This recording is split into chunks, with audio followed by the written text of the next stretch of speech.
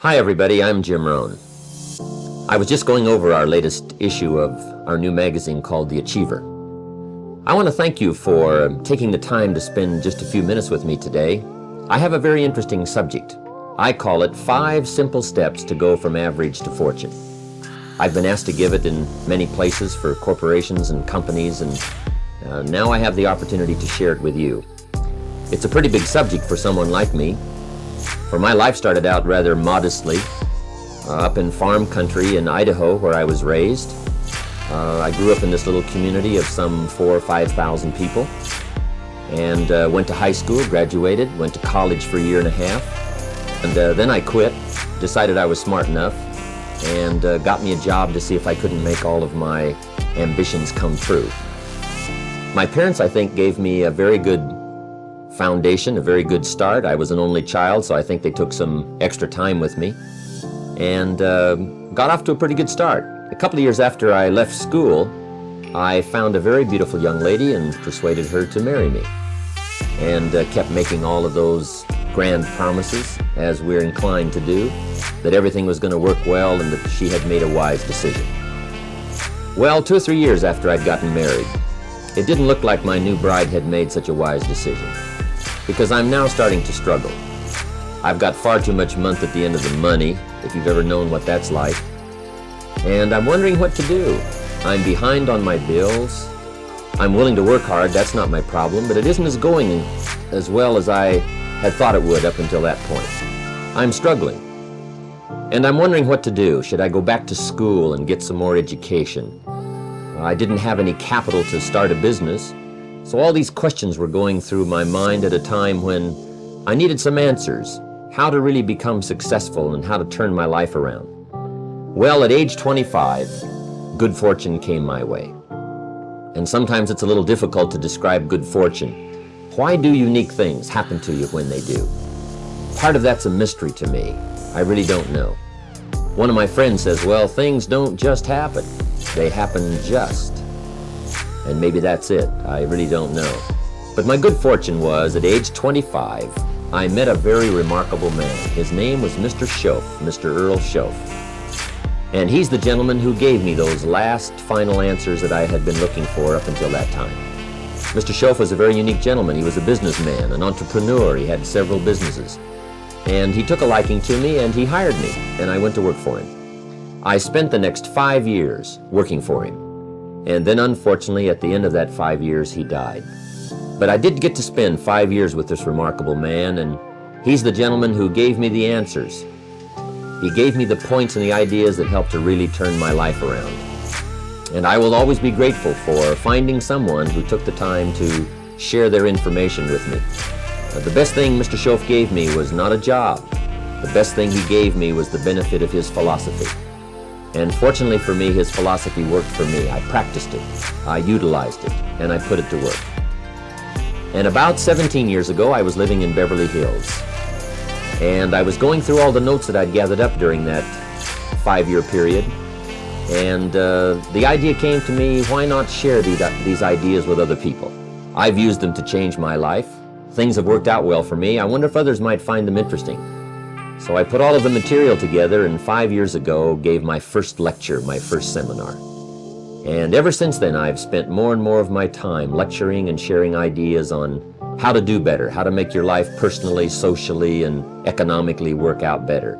And especially for the last 6 or 7 years, I've had the opportunity to travel around the world. The seminar's been translated in many languages, and I find myself now spending the biggest share of my time lecturing, sharing ideas, and trying to come up with answers that can make a difference in your life.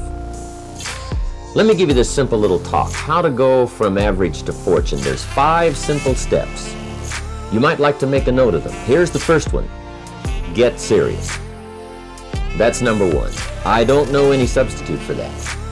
You've really got to get serious. You don't have to be grim, but you must be serious. I know a guy that's got a half a dozen jokes keeping him from becoming wealthy. He's not known as rich. He's known as a joker, which I guess is okay if that's the kind of life you want to live. But it really isn't the best way to live. To go from average to fortune, you must get serious. And you must get serious about two very important things. Number one is setting your goals and where you want to go. Designing the next 5, the next 10 years is so vitally important. What do you want to do economically? Where do you want to go? What do you want to be? What would you like to have? What would you like to share? How much would you like to earn? How far would you like to go? Those are some major questions to ask. And for that all to work out like you want it to for the next 5 or 10 years, in my personal opinion, you've got to get serious. Then you have to get serious about another important subject. And that important subject is called personal development. Personal development is striving hard to become the kind of person that you want to be. And to become the kind of person you want to be, you've got to work at it. 10 years from now, you will surely become someone. The big question is, who? What are you becoming? And if you go to work on it now, sure enough, in a very short period of time, you can take on a new direction to become the kind of person you want to be.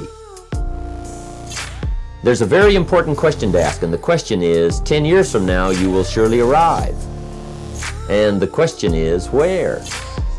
So to answer the question of where you want to arrive and the kind of person you want to be, you've got to get serious. So that's point number one. To make your life worthwhile and unique, to go from average to fortune, you've got to get serious. Now, the second point is, get smart. To make your life work out worthwhile, you've got to have some ideas. You've got to have the information. So you've got to be smart. In fact, in this decade, you must be much smarter than you were in the last decade. You've got to read the books. You've got to come up with the information. When I have a chance to talk to the high school kids, that's the theme of my talk. Get smart. There's nothing worse than being stupid. And if you will read the books, learn from your experiences, do all the things that you possibly can to get the information, sure enough, you'll be wiser this year than you were last year. And I've got a few techniques that I teach in my seminar on how to get smarter. Keeping a journal, going to the lectures, going to the seminars, listening to the sermons, picking up ideas from other people. You just must keep up this steady process of learning. Never cease your quest for knowledge. And that's one of the key points to go from average to fortune. Get smart. Now here's number 3. You've got to get going. All of the things that you've learned will not do you that much good if you don't put it into an action plan. You've got to get going. In my management and leadership seminar, we teach game plans, how to put all the good things that you've learned into action. Economic action, social action, personal action. How to make the changes and how to actually do the work, how to actually function. Get going, that's the key. Some people are ever learning, but they don't put it into action. They don't really take the action. It's like the man who keeps bringing materials to the building site and never builds anything. He keeps bringing in the sand and the gravel and the windows and the doors and the roofing material, and he just stacks up all these supplies, but he never builds anything. See, if you do that long enough, fairly soon they'll come and take you away. You've got to do something with what you've learned. You've got to take action. You've got to get going. So that's one of the most important things to learn, how to design your days, how to design your weeks, how to design the months so that you take the proper action to get the proper return that you're looking for, whether it's economic or personal. Get going. It's a major key. Now here's number 4. You must get excited. And not just the false enthusiasm of just pure positive thinking.